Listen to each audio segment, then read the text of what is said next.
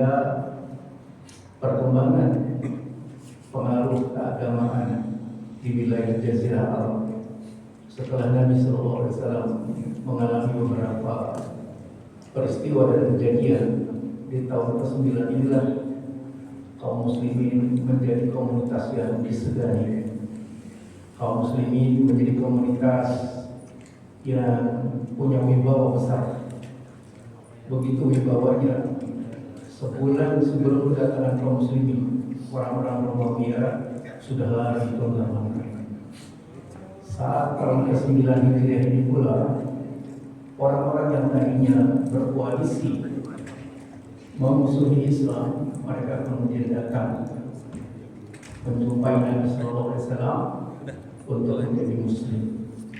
Mereka yang dahulu menolak Islam di tahun ke-9 itu, mereka kemudian berbondong-bondong ke Madinah menyatakan diri sebagai pengikut Nabi SAW. Sehingga di tahun ke-9 Hijriah inilah tahun di masa Nabi SAW, kaum muslimin bisa menyebarluaskan Islam sampai ke wilayah-wilayah yang jauh, dan para sejarawan mencatat di tahun ini pula banyak para pendakwah yang dikirim ke berbagai macam penjuru, termasuk Indonesia yang waktu itu dikenal dengan sebutan Nusantara. Di tengah ada dua sahabat yang datang ke Nusantara. Pertama adalah Sa'ad bin Abi Waqqas radhiyallahu anhu, sampai kemudian Sa'ad bin Abi Waqqas radhiyallahu anhu menetap di Cina. Jadi kalau kita datang ke Cina,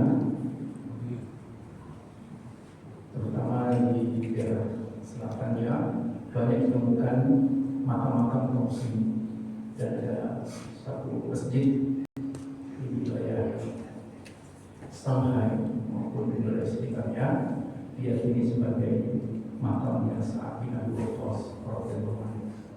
Juga sahabat yang kedua yang juga datang dari Nusantara dalam catatan sejarah Islam adalah Mu'adz bin Jabal dan putranya Mahmud bin Mu'adz bin Jabal radhiyallahu anhu. Dan kita bisa membahasnya ketika kita membuka subtema tentang Islam menjelajah Nusantara. Hadirin jamaah sekalian yang dimuliakan Allah Subhanahu wa taala, di tahun ini, tahun ke-9 ini, popularitas kaum muslimin berkembang dan entitas kaum muslimin ditakuti. Itu disebabkan karena jiwa kaum muslimin yang menempel pada diri mereka sangat lekat sekali dengan perspektif mendapatkan kematian mulia. Sehingga orang-orang bertanya kepada Khalid bin Walid, "Ya Khalid, resepnya apa ya kaum muslimin menjadi wibawa, menjadi segani?" Khalid bin Walid menyampaikan, "Nahnu bi unasin yuhibbuna al-maut kama tuhibbuna al-hayat." Kami adalah satu kaum yang datang ke medan perang itu pengennya mati syahid. Beda dengan kalian yang datang ke medan perang pengennya hidup. Itu perbedaan yang sangat mendasar. Kaum muslimin datang ke medan perang ingin syahid, dan perspektif syahid itu menjadi pandangan yang menyeluruh dalam kehidupan kaum muslimin, baik anak-anak, remaja maupun dewasa, ataupun mereka yang sudah tua, baik yang sehat maupun yang sakit, baik yang sempurna maupun yang cacat. Ada di kalangan sahabat Nabi, kakinya pincang, dia bis pamer memerlukan kebutuhan khusus. Ketika itu anak-anaknya menyarankan, "Ayah nggak usah itu, kami saja yang muda-muda yang bawa ini." Kata ayahnya, "Kalau ini bukan urusan surga, saya kasih. Tapi karena ini urusan surga, tidak." Itu luar biasanya mentalitas kaum muslimin. Mereka begitu cinta terhadap syahid. Ini tahu banyak kondisi sekarang yang kita lihat dan kita saksikan. ketika kaum muslimin punya mental dalam memandang syahid itu dengan pandangan yang sangat luar biasa. Misalnya kita bisa saksikan di tayangan YouTube kita bagaimana anak-anak di masyarakat Iran sekarang ini perspektif mereka terhadap syahid itu menjadi perspektif yang umum.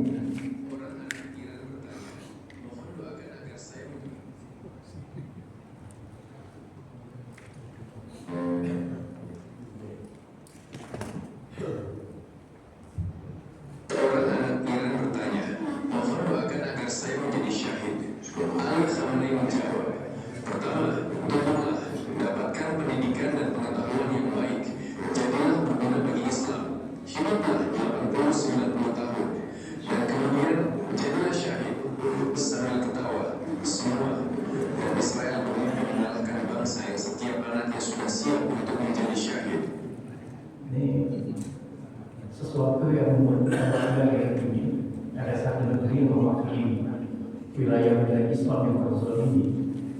Mereka punya perspektif yang benar tentang kehidupan. Dan ini yang dikatakan oleh Nabi, kalau kita tidak punya perspektif yang sedemikian rupa, kita akan menjadi bangsa yang dicabik-cabik oleh orang lain. Para sahabat ketika itu menanyakan, apakah ya Rasulullah? Bukan kita satu komunitas yang disedari? Tidak. Karena kalian memiliki dan mengidap penyakit uahan. Sahabat bertanya, apa itu uahan ya Rasulullah? Cinta dunia, takut mati. Ini yang membedakan dengan para sahabat yang ketika itu mereka tidak punya pilihan yang lain juga mendapatkan mati syahid. Kenapa? Mati syahid itu mempercepat orang mendapatkan surga. Nggak perlu lama menunggu akhirat. Ketika seseorang itu syahid, dia langsung dapat surga. Orang yang syahid hidup selama-lamanya, tidak ada jejak. Sehingga dikatakan di dalam Al-Quran, wala tahsabanna alladziina yuqatiluna fi sabilillahi amwat bal ahya walakin la tash'urun. Apa kamu kira orang yang mati syahid itu mati? Tidak, mereka hidup selama-lamanya. Sehingga makam-makam para syuhada, sebagaimana pengalaman yang dialami oleh pemerintah Saudi ketika menggali Uhud, karena Uhud kebanjiran, mereka mendapati banyak jenazah para sahabat yang kondisinya masih utuh, kain kafan yang tidak berubah, bahkan darahnya masih mengalir, termasuk yang dialami oleh Hamzah bin Abdul Muttalib radhiyallahu. Nah, orang yang syahid itu orang yang bisa diberikan oleh Allah Subhanahu wa taala kewenangan memberikan syafaat untuk 70 orang keluarganya. Terus syahid dia dapat lebih 70 orang keluarganya mendapatkan syafaat. Dan kita syahid untuk orang tua kita, untuk saudara kita, 70 masih lebih banyak. Atau keluarga dan istri kita, ayahnya dan ibunya, saudaranya masih banyak lagi, cucunya masih bisa lagi. Karena itu pada masa Nabi mereka tercanangkan, sudah tercanangkan satu keluarga satu syahid, sehingga memberikan ruang syafaat yang sangat besar. Nah, kalau kita satu keluarga satu syahid menjadi pencanangan kesatriaan kita, patriotisme kita sangat luar biasa. Makanya pernah saya sampaikan ada pengalaman seorang teman dikirim sama ibunya kemana-mana dan syahid-syahid juga. Dikirim ke Afghanistan, nggak syahid. Dikirim ke Bosnia, nggak syahid juga. Dikirim ke Serbia, nggak syahid juga. Dikirim ke Palestina, nggak syahid juga. Akhirnya setiap 3 bulan dikirim surat oleh ibunya. Setiap membaca surat itu selesai nangis. Teman-teman tanya kenapa? Ibu saya nanya, kapan kamu syahid? Kapan kamu syahid? Beda sama kita gitu. Sebulan kirim surat, kita yang merantau kita tanya gimana, sehat nggak gitu? Gak ada tanya kamu syahid nggak gitu. Nah, jamaah sekalian yang dimuliakan Allah Subhanahu wa taala, ini mentalitas yang dimiliki oleh kaum muslimin pada masa itu yang juga terwakili pada masa sekarang ini. apa peristiwa yang dialami oleh kaum muslimin di tahun ke-9 Hijriah. Pertama, Nabi SAW menginginkan untuk melaksanakan ibadah haji karena sepulang dari Tabuk, rasa rindu untuk ziarah melaksanakan ibadah haji sangat besar sekali. Tapi masih didengar informasi orang-orang jahiliyah masih melaksanakan ibadah haji dengan cara tradisinya. Tawafnya telanjang, kemudian setelah selesai tawaf menaruh berhala, lalu mereka menyembelih sembelihan yang tidak halal. Akhirnya Nabi SAW nggak jadi untuk melaksanakan ibadah haji sepulang dari Tabuk, tapi mewakilkan pelaksanaan ibadah haji di tahun 9 Hijriah itu kepada Abu Bakar Siddiq radhiyallahu anhu. Sehingga Abu Bakar Siddiq radhiyallahu anhu ini menjadi Amirul Hajj pertama. Amirul Hajj yang pertama. Dan jumlah yang ikut dalam haji yang pertama bersama kaum muslimin tidaklah banyak, ratusan orang.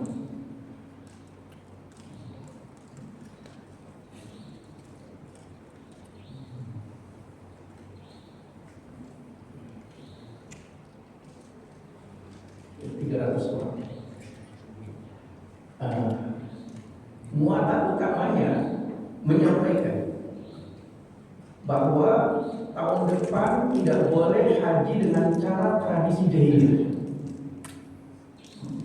Tidak boleh dengan cara tradisi jahiliyah. Bertawaf telanjang, meletakkan berhala, itu menjadi warning, peringatan keras. Tapi kemudian muncul informasi tambahan. Oh iya, nggak cukup di situ. Menjelang sampai ke Madinah, Nabi mengirimkan Ali bin Abi Thalib untuk mengirim informasi tambahan.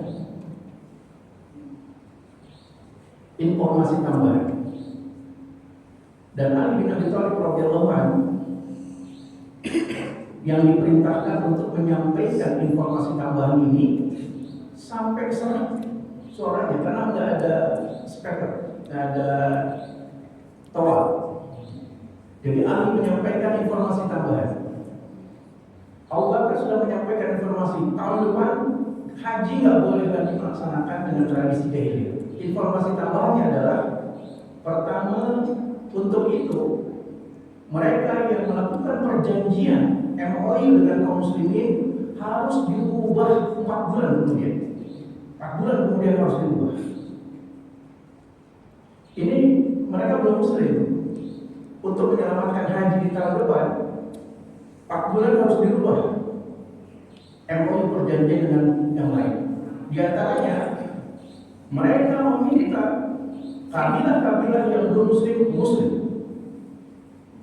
Itu informasi kami, harus muslim supaya nanti hajinya nggak terdapat tradisi jahiliyah. Kalau 4 bulan tidak mau muslim, diperangi. Mereka diperangi. Kalau juga tidak mau, mereka akan terusir dari Mekah Al-Mukarramah. Kalau tidak juga mau, maka Nabi menetapkan Mekah dan Madinah menjadi tanah haram, tanah yang tidak boleh ditempati oleh non-muslim. Dan itu keputusannya sampai hari ini. Sehingga Allah Subhanahu wa taala selamatkan 2 kota sampai hari kiamat. Mekah dan Madinah tidak boleh dimasuki mereka yang non-muslim. Ada saja ketika mereka masuk, Allah Subhanahu wa taala selamatkan dengan diturunkannya binatang-binatang yang menghalau mereka yang belum muslim masuk ke 2 wilayah tersebut. Maka diumumkan 2 kota ini kota suci. Maka kalau kita lihat sampai sekarang, entry point ini menjadi entry point yang sangat ketat sekali. Dan itu lama memakan waktu karena memberikan jaminan yang datang ke Mekah Madinah muslim. Tidak boleh mereka yang di luar muslim.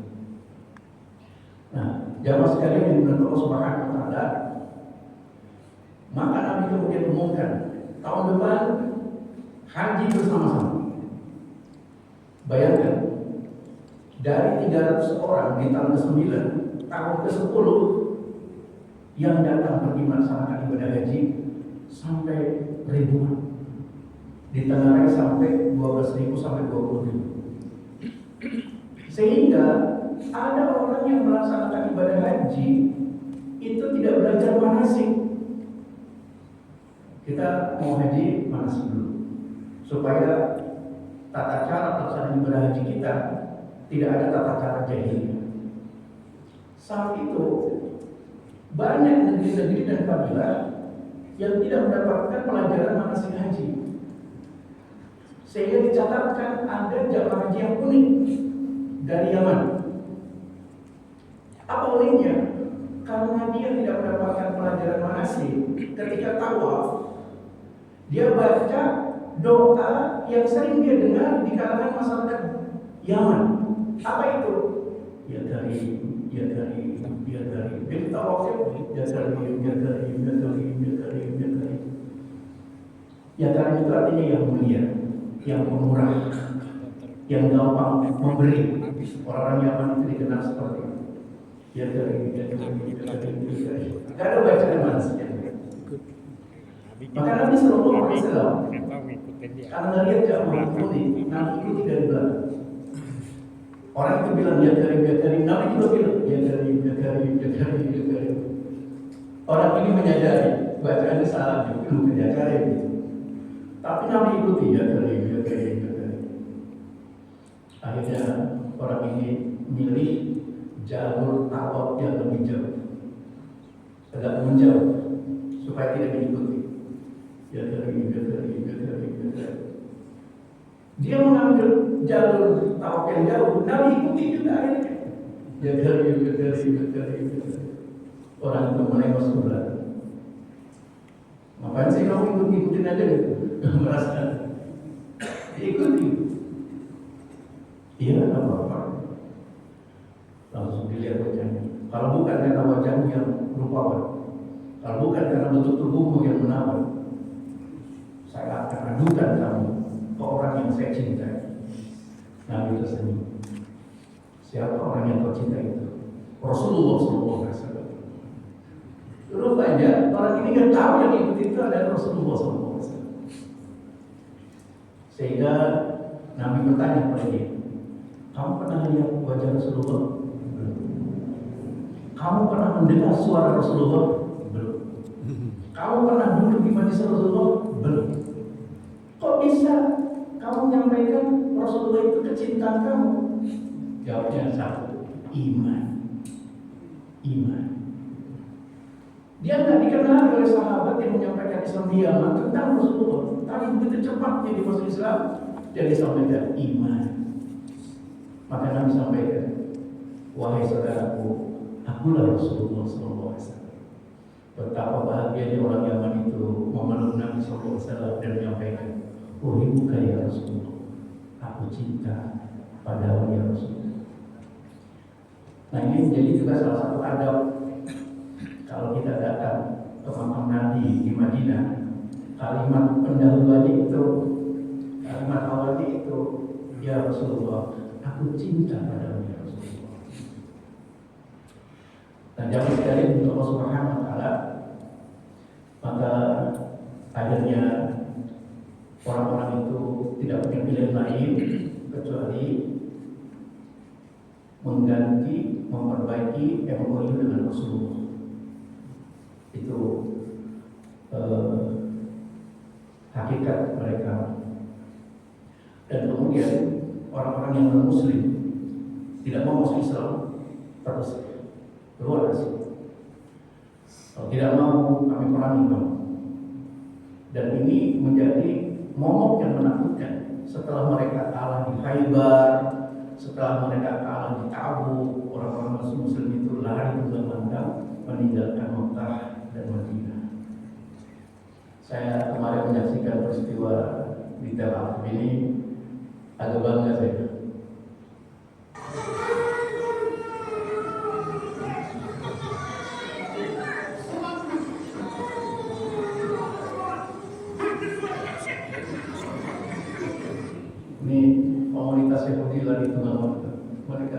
takut sekali.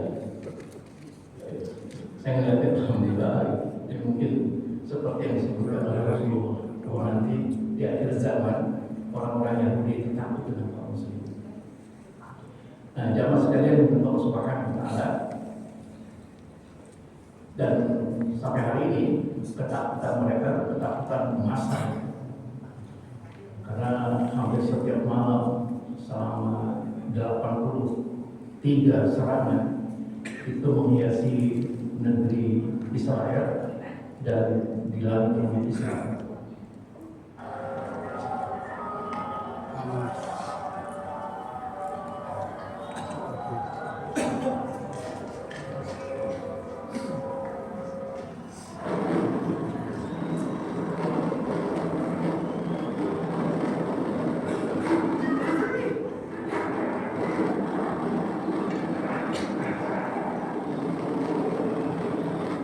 Ini kejadian setiap malam, sudah 83 kali serangan semalam.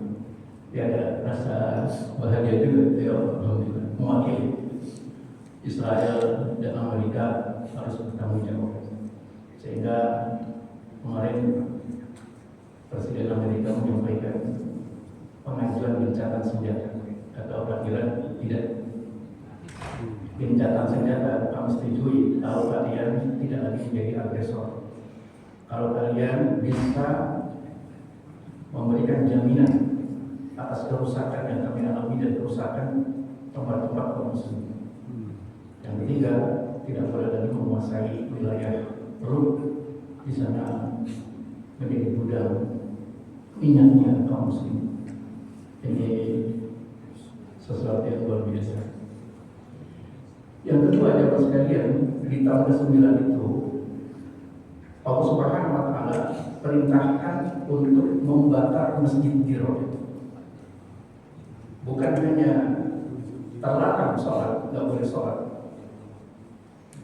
Allah Subhanahu wa Ta'ala meminta bakar masjid Diror. Masjid Diror itu masjid yang didirikan oleh komunitas munafikin di Madinah untuk tempat kongko-kongko. Kaum muslimin tempat duduknya di Masjid Nabawi, tapi mereka tersisihkan karena di Masjid Nabawi semuanya orang beriman, bukan orang munafikin. Sehingga mereka nggak bisa bikin desas-desus. Lalu mereka bikin tempat nongkrongnya Masjid Diror dekat dengan Kuba. Maka mereka meminta kepada Nabi untuk meresmikan Masjid Diror. Namun pada waktu itu belum kepikiran. Bentar, sepulang kami dari Tabuk. Ternyata keberangkatan pulang dari Tabuk ke Madinah, Allah Subhanahu wa Ta'ala sampaikan bahwa itu Masjid Diror. Jangan kasih ruang, hancurkan, bakar, dan sampaikan kepada mereka. Nggak boleh lagi bikin desas-desus. Kalau masih juga melakukan kongko-kongko, mereka juga akan mengalami nasib yang sama seperti Yahudi keluar dari Madinah. Ini Masjid Diror yang disebutkan oleh Allah dalam Al-Quran untuk dibakar dan oleh jumlah kaum muslimin di Madinah. Untuk Abdullah bin Ubay bin Salul. Ini poin penampakan Masjid Diror sampai hari ini yang bisa kita saksikan, di mana Nabi SAW bersikap tegas terhadap kaum munafikin, hancurkan, bakar, dan sampaikan kepada mereka, nggak boleh bikin nongkrong-nongkrong. Kalau ngopi-ngopi gimana? Pokoknya nggak boleh nongkrong-nongkrong, nanti fitnah, bakar, kata Nabi. Maka para sahabat membakarnya, dan Nabi mencukupkan untuk melaksanakan ibadah komunitas masyarakat itu cukup datang ke Masjid Kuba. Sehingga Nabi SAW memberikan keutamaan Masjid Kuba ini. Keutamaan yang disampaikan oleh Rasulullah SAW, siapa yang dari rumah dalam keadaan bersuci lalu datang ke Masjid Kuba, kemudian dia sholat di sana 2 rakaat, maka pahalanya sama seperti pahala mendapatkan umroh. Ini istimewa dan keutamaan Masjid Kuba. Jadi siapa yang datang di Kuba dalam keadaan sudah berwudu, dalam keadaan sudah bersuci, lalu datang ke situ, melaksanakan sholat 2 rakaat, maka dia mendapatkan pahala sama seperti pahala umroh. Ini untuk menguatkan kaum muslimin tempat pondok-pondoknya Masjid Kuba. Tidak boleh lagi di tempat yang lain. Jamaah sekalian untuk Allah Subhanahu wa taala, peristiwa yang ketiga adalah berbondong-bondongnya orang Taif datang ke Madinah menyatakan Islam. 10 tahun yang lalu mereka memusuhi Nabi yang datang ke Taif. Nabi diusir, Nabi lempar batu, bahkan malaikat penjaga gunung Taif begitu geram dan kesal karena sikap mereka kepada Rasulullah SAW. Tapi Nabi tetap berharap kalau sekarang mereka tidak mau Islam, mungkin tahun-tahun nanti mereka datang Islam. Dan itu terbukti tahun ke-9, 10 tahun yang lalu mereka mengusir Rasulullah, mereka datang ke Madinah berbondong-bondong menyatakan Islam. Di samping itu mereka nyesal. Penyesalan mereka sampai hari ini. Coba ya dulu mereka terima Nabi di situ, pasti Taif ini akan menjadi kota suci. Itu yang membuat mereka menyesal. Saya pernah mengalami langsung datang ke Masjid Taif. Lalu saya tanya, waktu itu belum boleh orang datang rekreasi ke Taif tahun 2000. Dan kalau keluar dari Mekah itu harus pakai izin keluar. Saya kebetulan pada waktu itu difasilitasi teman-teman mahasiswa. Ayo Ustaz, kita ke Taif. Sampai di Taif, sholat di Masjid Besar Taif, dan saya tanya imam, ya imam, dulu di mana Nabi dilempari batu oleh orang-orang Taif? Imam itu cemberut tadi saya tanya, bang mau jawab, pokoknya dia dulu. Di mana dulu Nabi dilempari batu di Taif? Tambah kesel dia. Saya tanya Ustaz sama mahasiswa, kenapa mereka begitu? Ustaz, orang Taif itu menjadi trauma. Jadi kalau ditanya kayak begitu, nggak suka mereka. Ini pertanyaan yang sensi buat orang Taif. Jadi kalau kita ke Taif, jangan tanya itu. Imam, di mana dulu Nabi dilempari batu? Nggak mau mereka, sensi itu. Kenapa memang? Kalau saja mereka dahulu menerima Nabi, maka Taif akan menjadi kota suci. Sayangnya, kakek moyang kami dahulu, mereka menolak kehadiran Rasulullah SAW. Maka kemudian ditanyakan Islam, dan tidak ada lagi syarat. Tadinya mereka mau masuk Islam dengan persyaratan. Kata Nabi, nggak bisa masuk Islam tanpa syarat. Maka mereka kemudian menyetujui masuk Islam tanpa syarat. Dan mereka meminta Nabi untuk menghancurkan berhala yang paling besar di puncak gunung Taif. Jadi Taif itu kayak kita puncak Cisarua gitu. Ada puncak pasnya gitu. Nah di puncak pasnya itu ada berhala mereka. Mereka minta Nabi datang ke situ untuk menghancurkan berhala, sebagaimana dahulu mereka menghancurkan dan mengusir Nabi di tempat itu. Kata Nabi tidak. Nabi mengutus Khalid ibn Walid, hancurkan. Maka dihancurkan oleh Khalid ibn Walid. Ini peristiwa yang ketiga. Peristiwa yang keempat, pada saat tahun ke-9 Hijriah, orang kayanya Mekah masuk Islam. Ini orang terkaya yang Mekah masuk Islam. Bukan hanya orang kayanya, orang yang juga dermawannya Mekah masuk Islam. Namanya Adi bin Hatim. Jadi kalau kita bilang depan Adi bin Hatim, ya Adi, jasmu cakep betul, langsung dibuka. Baru ngomong begitu, langsung dia sensi dia. Adi, sorban kamu bagus, sembuhkan. Kita bilang Adi, kayaknya dompet aku penuh tuh. Adi, kendaraan kamu bagus banget, langsung dikasih tuh. Itu dermawannya Mekah, namanya Adi bin Hatim. Nggak ada tandingannya kecuali Nabi SAW. Dulu orang membandingkan siapa orang dermawannya di Mekah. Mereka menjawab Nabi. Selain Nabi, Adi bin Hatim. Apa dermawannya? pernah Ali bin Hatim datang ke tempat peternakan anak yatim di suku Toki, selatan Mekah.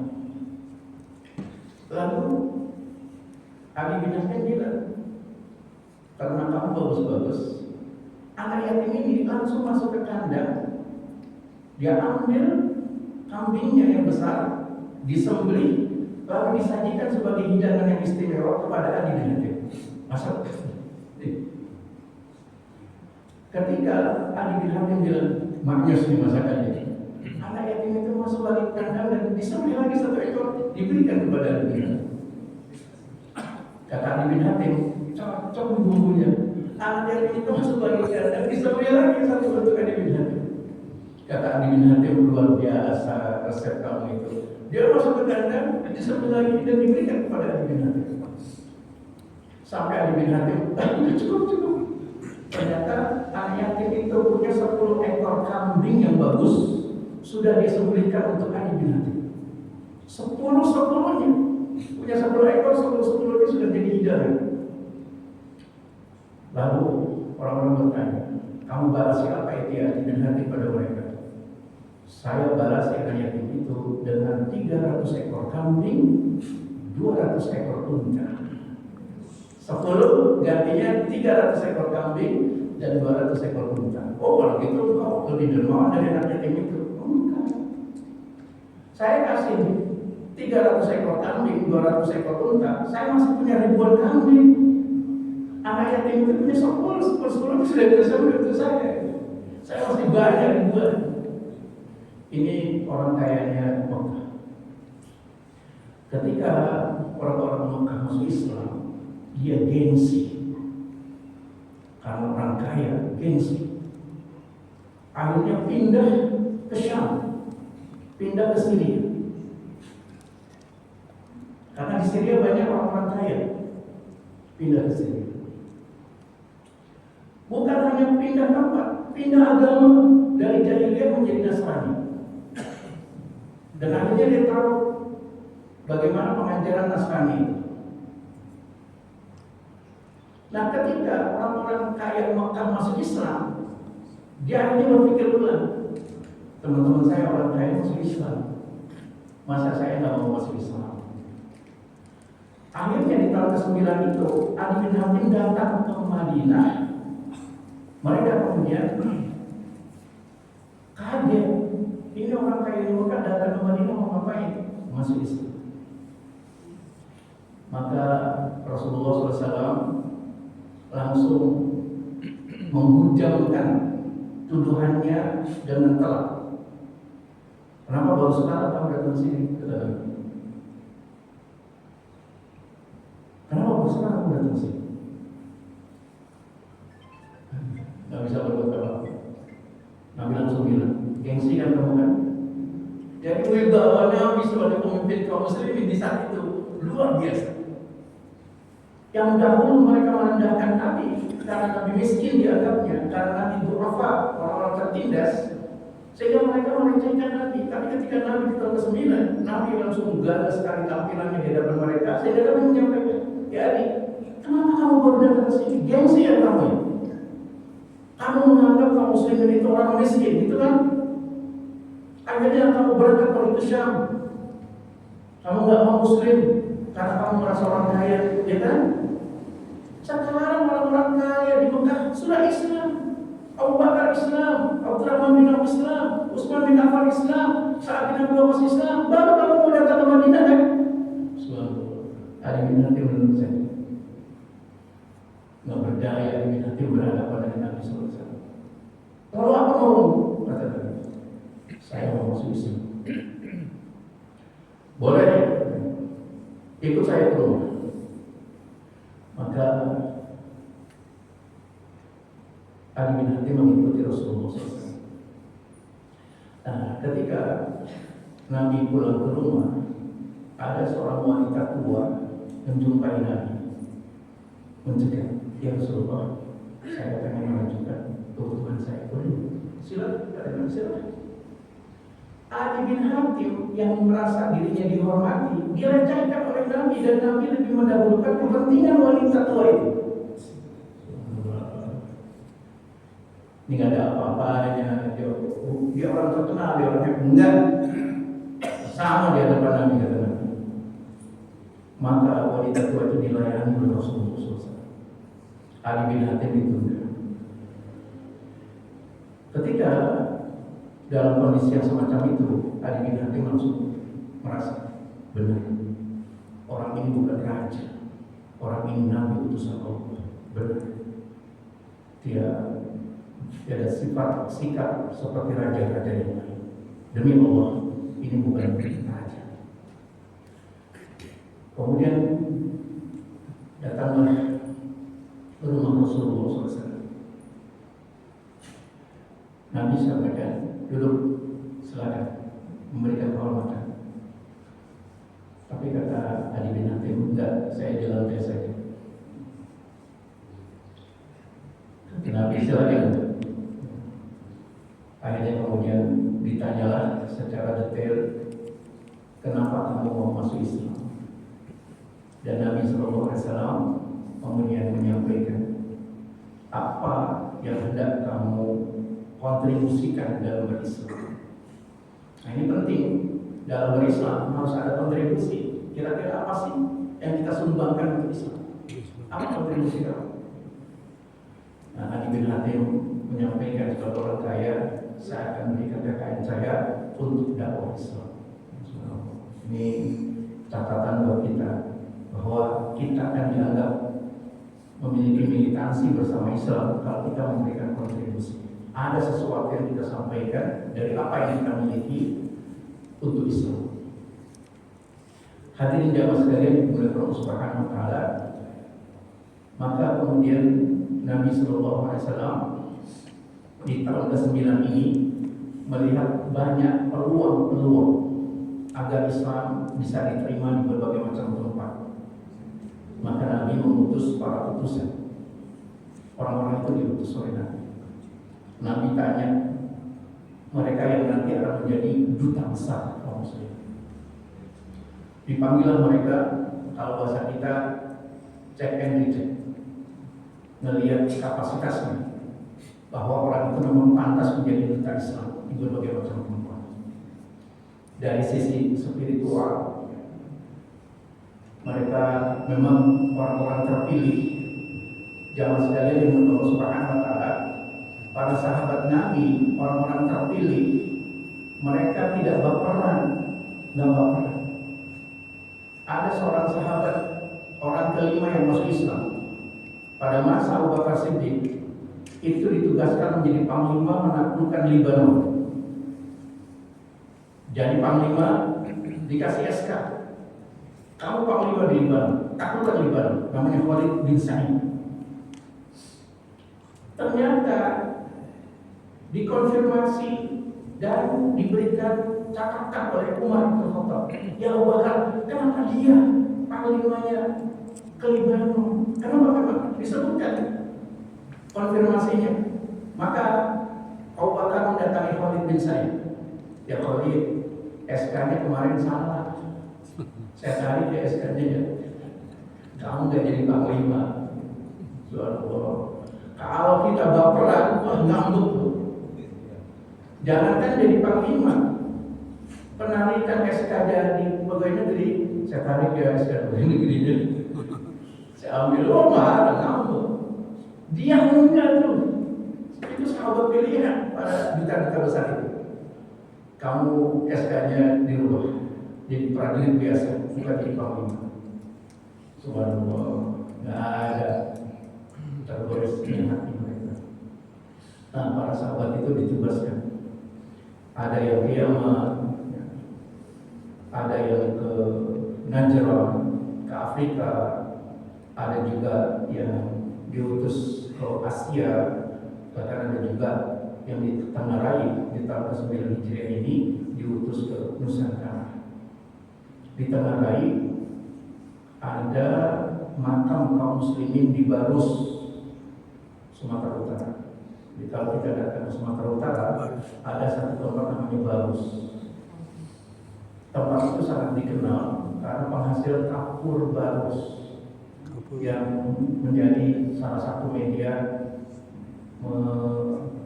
mengawetkan kapur barus. Maka dilihatlah di sana beberapa makam yang tertulis dalam bahasa Arab, dan mereka kemudian membacanya bahwa mereka adalah utusan-utusan Rasulullah SAW menyebarkan Islam ke Barus. Bahkan kemudian dari keturunan-keturunan Mu'az bin Jabal ada yang juga sampai menjelajah ke wilayah selatan, ada yang ke Jawa, sampai juga ada juga yang ke Maluku, Indonesia Timur.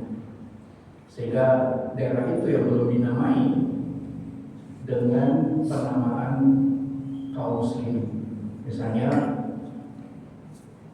Sumatera dulu dikenal dengan sebutan Andalas, sampai sekarang masih disebut bagi mereka yang punya darah Sumatera sangat kuat, Andalas. Seperti apa? Seperti Andalus kata mereka. Andalas ini seperti Andalus. Jawa itu karena pertaniannya, makanya disebut Jawa. Sehingga pada masa Orde Baru, pemerintah Soeharto, salah satu yang diantara yang berhasil adalah perkebunannya, sawahnya, sehingga dikenal sebagai masa suburnya pembangunan pada masa itu. Dan orang Jawa ditaruh di mana saja hasil pertaniannya bagus.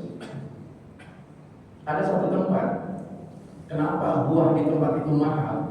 Karena ternyata dia nggak bisa nanam dan nggak bisa mengambilnya ketika berbuah. Ada satu buah, itu mereka ambilnya ditebang pohonnya, bukan diambil buahnya.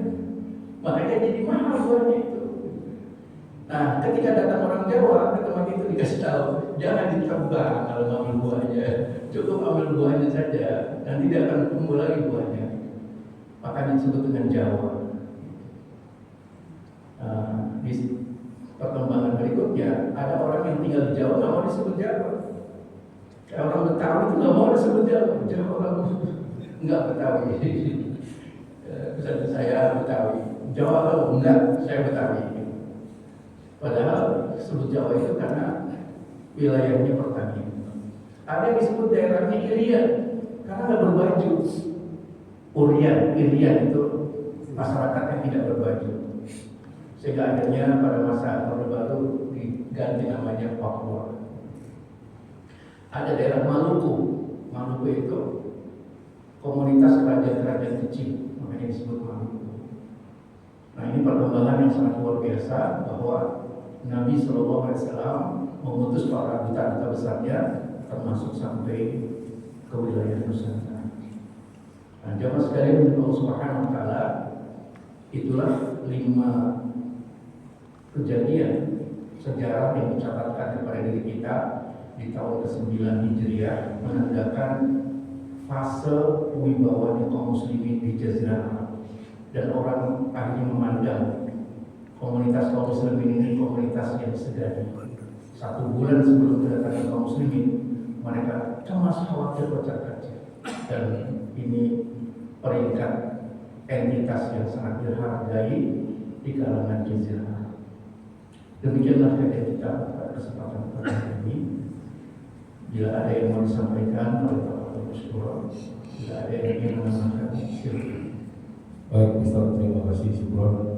Bapak Ibu, untuk materi apabila pagi ini apa pertanyaan sudah mengabarkan.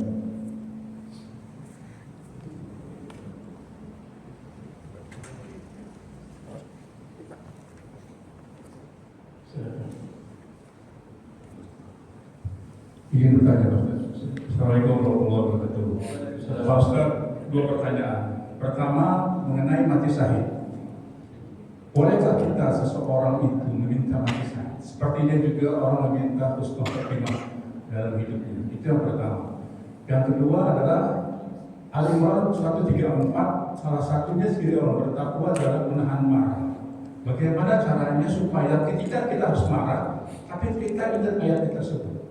Ini agak berat, Pak Ustaz. Mohon penjelasan. Terima kasih. Wassalamualaikum warahmatullahi wabarakatuh. Assalamualaikum warahmatullahi wabarakatuh. Bagus pertanyaannya, jazakumullah sama dia. Bolehkah kita meminta mati syahid? Boleh. Salah satu doa yang diajarkan, wa amitna ala syahadati fi sabili. Ya Allah, matikan kami dalam keadaan syahid. Jadi kita boleh meminta, bukan hanya husnul khotimah. Wa amitna ala syahadati fi sabili. Ya Allah, matikan kami dalam keadaan syahid. Mati di medan tempur, mati membela risalah Islam, mati dalam keadaan kita bertaat kepada Allah Subhanahu wa taala. Nah, itu harapan kita. Kenapa? Orang yang mati syahid langsung surga. Nggak ada hisab lagi, langsung surga. Dan mati syahid mempercepat kita mendapatkan surga. Kalau nggak mati syahid, kita nunggu datangnya hari kiamat. Kalau kita nggak mendapatkan syahid, kita tunggu hari hisab kita. Kalau kita tidak mendapatkan syahid, kita akan ngantri melewati jembatan Shiratal Mustaqim. Tapi kalau syahid, bas langsung bighairi hisab, tanpa hisab. Makanya harus terus kita berharap, berdoa kepada Allah Subhanahu wa taala, wa amitna ala syahadati fi sabili. Matikan kami ya Allah dalam keadaan syahid. Yang kedua, bagaimana kita mengendalikan diri dari rasa marah. Itu kan pengelolaan emosional kita. Kalau kita merasa sepaneng marah gitu, supaya bisa menahan marah, Nabi pertama menyampaikan rubah posisi. Jadi kalau kita tahu di posisi hati kita sedang marah, rubah posisi. Kalau sedang duduk, tinggalkan duduknya itu. Kalau sedang berdiri, duduklah. Kalau sedang duduk, geser ke tempat yang lain. Kalau tidak juga, berwudu. Karena dengan berwudu itu menenteramkan hati kita. Jadi kita perlu memahami dan mengetahui emosional kita ketika kita sedang marah.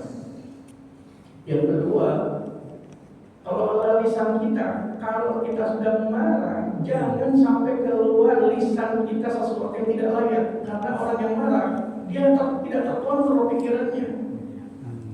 Tahan. Maka kata Nabi, la takdo, jangan marah. Cara gimana?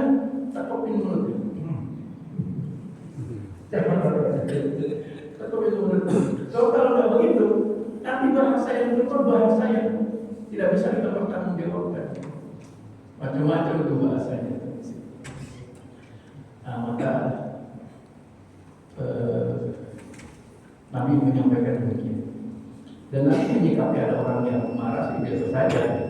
Nabi nggak pernah juga merasa kesal pada mereka yang sedang marah. Dulu ada orang yang namanya Domdom bin Amr al-Ansori. Domdom bin Amr al-Ansori ini tampilannya eksentrik, rambutnya dikuncir dua. Nah, itu sama kayak Nabi, rambutnya dikuncir. Bukan kuncir laki-laki itu, kalau laki-laki itu kuncir satu di belakang, ini kuncirnya dua. Karena tampilannya eksentrik, Nabi tanya sama Allah, siapa itu? Domdom ya Rasulullah. Oh, Domdom. Dia bilang, ya Muhammad, saya ini omongannya kasar, kata dia. Tidak ada masalah, tidak ada masalah. Ya Muhammad, maaf ya, kalau bahasa saya nyelekit, tidak apa-apa, tidak apa-apa. Mohon maaf ya Muhammad, izin ya Allah. Saya kalau ngomong belak-belakan vulgar, tidak apa-apa, kata dia. Dan kalau kritik tajam sekali, tidak apa-apa. Silakan. Apa yang mau kamu sampaikan? Begini ya Rasulullah katanya. Saya ini Islamnya minimalis. Apa maksudnya? Saya sholat cuma 5 rakaat. Saya sholat cuma 5 waktu aja. Subuh, zuhur, asar, maghrib, isya. Enggak, saya tambah lagi sholat yang lain. Cuma 17 rakaat. Apa lagi kita dulu? Saya puasa cuma Ramadan saja. Tidak tambah puasa yang lain. Habis seterusnya. Apa lagi?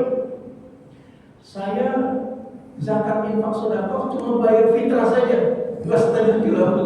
Nggak tambah zakat infak yang lain. Nggak apa-apa. Apa lagi? Saya kalau sholat bacanya cuma Al-Fatihah saja. Nggak tambah zakat yang lain. Ya Rasulullah, hafalannya yang melekat di dalam diri saya cuma qul huwallahu ahad.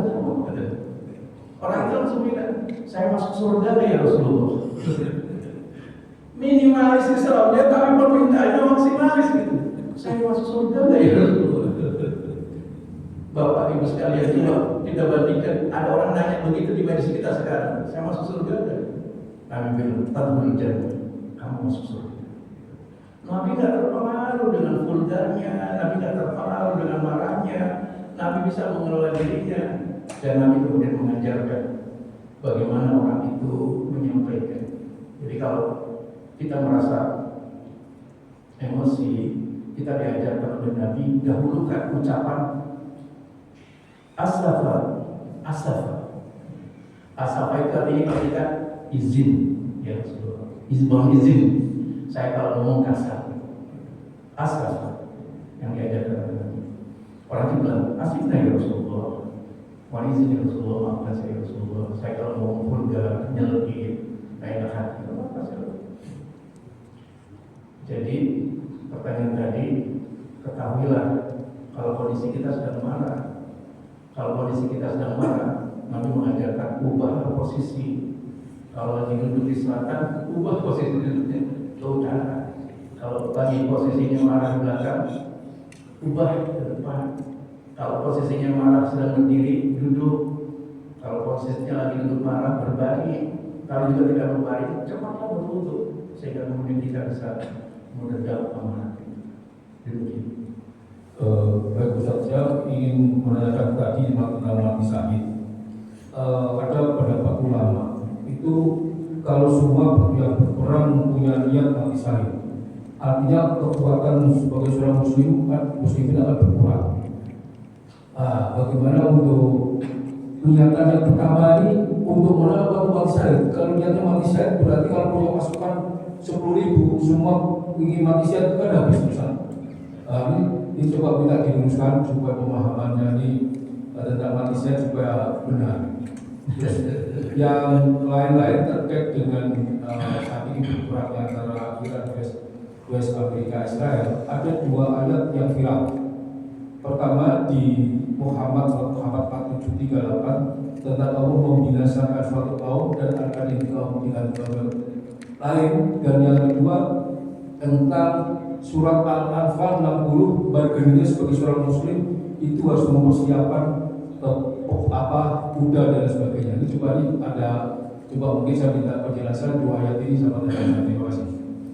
Terima kasih jazakumullah khairan. Kalau memang kita membahasnya secara sepihak, kalau kaum muslimin semuanya ke medan perang mau mati syahid, nanti habis dong. Tidak. Itu sebagai motivasi awal bahwa datang ke medan tempur itu memang siap untuk mati syahid. Adapun tentang keahlian mereka ke medan perang, itu teruji para sahabat itu. Nggak bisa mereka ujuk-ujuk saya pengen mati syahid. Kenapa? Habis utang saya banyak, nggak bisa. Utang saya banyak. Daripada saya mikirin utang, mendingan saya mati syahid. Nggak bisa. Ada yang datang gitu. Datang pengen mati syahid perang, rupanya banyak hutang. Ada yang datang itu mau mati syahid.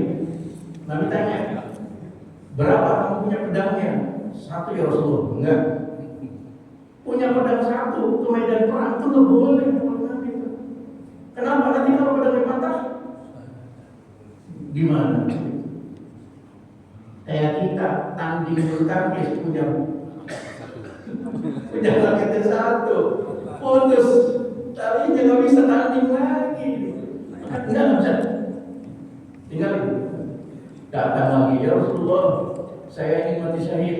Apa kalian kamu?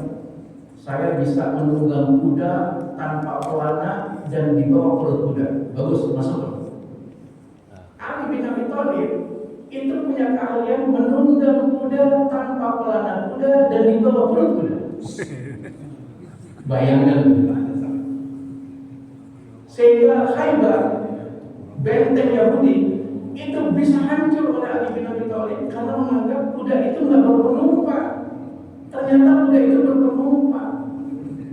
Subhanallah, akhirnya demikian. Begitu pula tanya tanya, kamu bisa bulat? Bisa ya Rasulullah. Ada anak Samroh ikut dia seleksi tentara.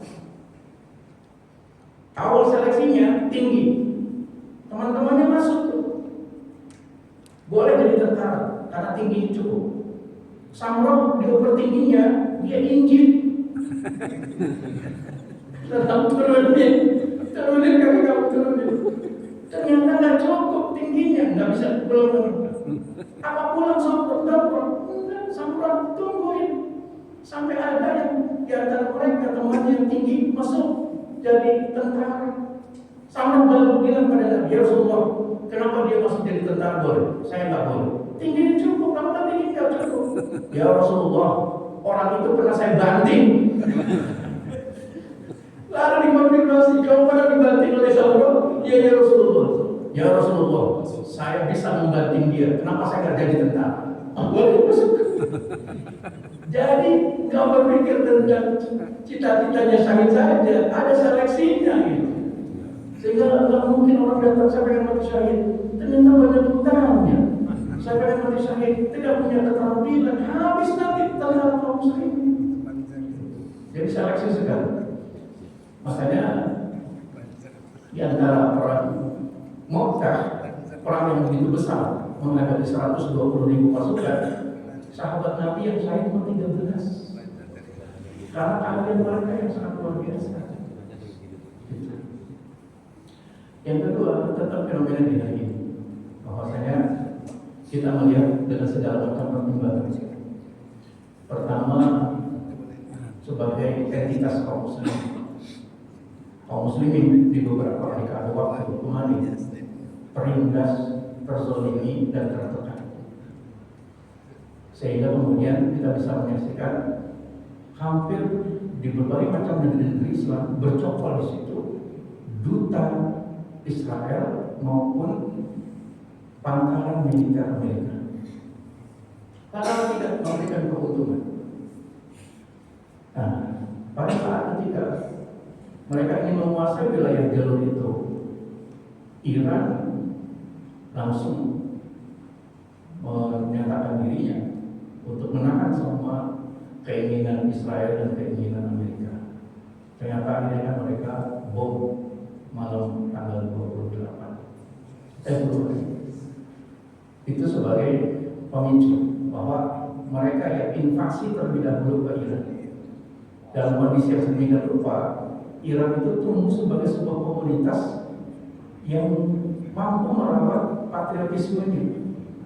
Ketika tanggal 28 Februari diserang oleh Amerika dan Israel, orang yang akan menjadi boneka di Iran itu sudah diarahkan perannya. Reza Pahlavi langsung umumkan, saya siap mengganti Ali Khamenei. Ternyata orang-orang Iran nggak bisa. Mereka sudah sangat kuat identitas Islamnya, sehingga pernyataan Reza Pahlavi tidak ditanggapi. Maka kemudian diseranglah dengan rudal-rudal yang sangat istimewa. Nah, rudal-rudal ini menandakan bahwa kaum muslimin itu ternyata mampu menguatkan potensi dan kapasitas dirinya. 47 tahun di embargo, mereka tidak diam. 47 tahun mereka diboykot, mereka tidak diam. Mereka bisa membangun modernisasi alat-alat militer mereka yang tidak tertekan sampai sekarang. Dan rudalnya sangat luar biasa. Sangat luar biasanya di sini kehancuran suatu tempat ketika mendapatkan rudal, dan luar biasanya setiap rudal sudah ada alamatnya. Kalau kita lihat di YouTube, itu ada rombongan haji, rombongan umroh. Ngelihat rudal itu berselebaran tuh, kiri kanan, Yang nggak pernah mengalami ini ketakutan langsung kalau yang sudah biasa langsung bilang itu sudah ada alamatnya, nggak usah takut. Nggak bisa takut juga. Entar gimana kalau lewat ya daerah perang itu? Kena rudal Iran gimana? Enggak, sudah ada alamatnya. Mereka punya kemampuan aplikasi rudal militer mereka lewat komputer, sehingga disebut perang asimetris. Mereka perangnya di depan komputer aja yang mengendalikan. Bahkan diantaranya ada 2 orang tentara Iran wanita, orang Garut yang mengendalikan Pekalongan. Hebat orang Garut. Ini luar biasa gitu. Jadi nggak itu perlu kemedan tempur, cukup di satu tempat dia buka laptopnya, dijalankan rudalnya. Baru kemudian kita menyaksikan yang terwakili kita dengan kemampuan Iran berhadapan dengan Israel dan Amerika. Sampai hari ini kita lihat seluruh. Jadi yang dikatakan di dalam Al-Quran bahwa Allah akan mengganti kaum yang tidak berdaya dan tidak bermanfaat. Wa in tatawallaw yastabdil qauman ghairakum tsumma la yakunu amsalakum. Itu dalam surat Muhammad. Kalau mereka berpaling dalam membela agama ini dan kezaliman tampak di mana-mana, kamu nggak bisa menggantinya. Allah ganti kamu dengan kaum yang lebih baik, yang kualitasnya berbeda dengan kualitas kamu. Dan di situ tidak disebutkan mazhabnya, siapa saja boleh. Sekarang ini dihadapkan pada mazhab Syiah dan mazhab Sunni. Dalam pandangan fikih Islam itu mazhab. Kami punya prinsipnya begini, Sunni juga punya prinsipnya begini. Ya silakan saling menghargai dan saling menghormati. Yang nggak boleh itu membunuh mereka, menjelekkan mereka, atau mengucilkan mereka. Allah sendiri bilang demikian, ya stabdil qauman ghairakum tsumma la yakunu amsal. Allah ganti. Dan Allah Subhanahu wa taala tampilkan suatu komunitas di mana komunitas itu bisa mendudukan kembali wibawa dan harkat derajat kaum muslimin.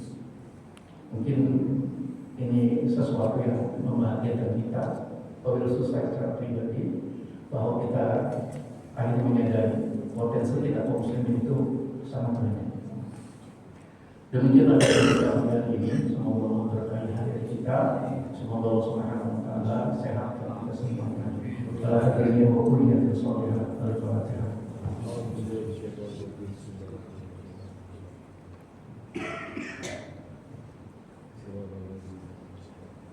Bismillahirrahmanirrahim. Alhamdulillahirabbil alamin. Alhamdulillahi hamdan katsiran. Ya Rabbana lakal hamdu wa syukru kama yanbaghi li jalali wajhika wa 'azimi sultanik. Allahumma shalli ala sayyidina Muhammad wa 'ala alihi wa sahbihi ajma'in. Allahumma ighfir lana wa liwalidayna wa jami'il muslimina wal muslimat wal mu'minina wal mu'minat al-ahya'i minhum wal amwat innaka sami'un qaribun mujibud da'wat ya qadil hajat. Rabbana taqabbal minna salatana wa siyamana wa ruku'ana wa sujudana wa tahlilana wa ta'budana bi rahmatika ya arhamar rahimin. Rabbana hab lana min azwajina wa dhurriyyatina qurrata a'yun waj'alna lil muttaqina imama. Rabbana atina fid dunya hasanah wa fil akhirati hasanah wa qina adzabannar. Wa sallallahu ala sayyidina Muhammadin wa ala alihi wasallam. Subhana rabbika rabbil izzati amma yasifun wa salamun alal mursalin walhamdulillahi rabbil alamin. Amin. Subhanallah wa bihamdihi Assalamualaikum warahmatullahi wabarakatuh. Waalaikumsalam warahmatullahi wabarakatuh.